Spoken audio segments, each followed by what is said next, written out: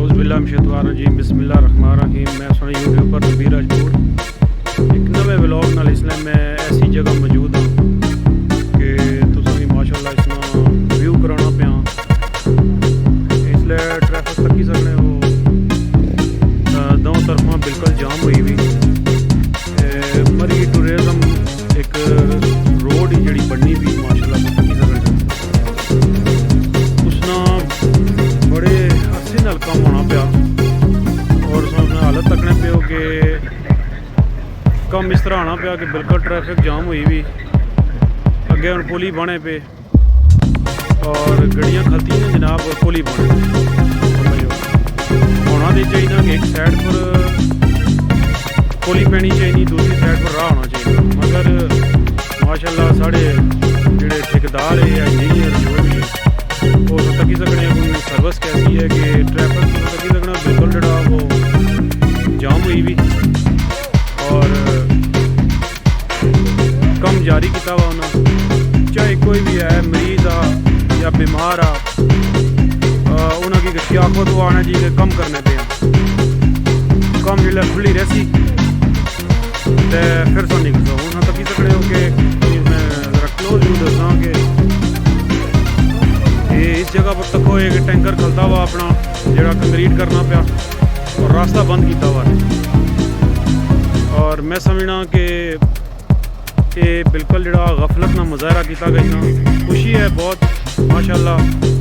road ना कम होना पिया और रोड बनी भी बहुत खूबसूरत इसमें कोई शक नहीं है मगर उसने नाल नाल जड़ी आवाम ही उसकी तकलीफ ना भी अजाला करना चाहिए कि आवाम की केड़ी तकलीफ थी तो तकी सकने हो कि ट्रक इसलिए खलते हुए रोड बंद ही अगर इतना कोई मरीज़ आ गया या कोई इस तरह की कंडीशन है तो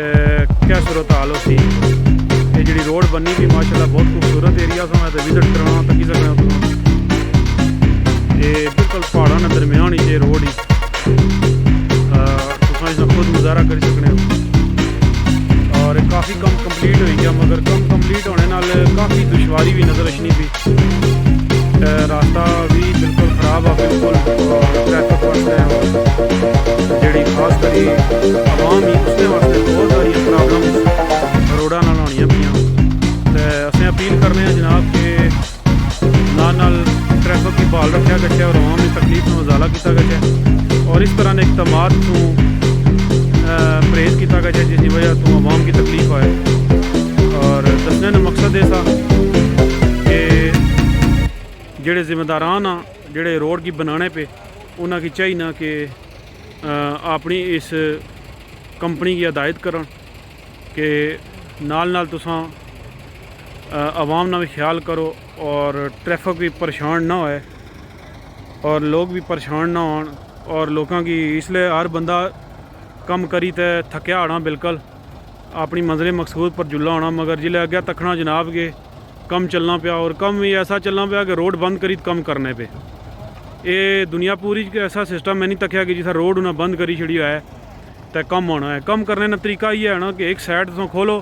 रोड की ट्रैफिक की दो और दूसरी पासा तुसा जड़ा वो इस सिस्टम की जारी रखो और मगर मैं समझना कि इस पूरे एरिया ने वारस कौन आ अल्लाह ताला ही बेहतर जानने तुस तकी सकते हो ये इसलिए शाम ने मनाजर मैं तुसेंगी दसना पिया और बहुत शुक्रिया तुस अपनी राय ने इज़हार करो कि क्या इस तरह काम होना चाहिए ना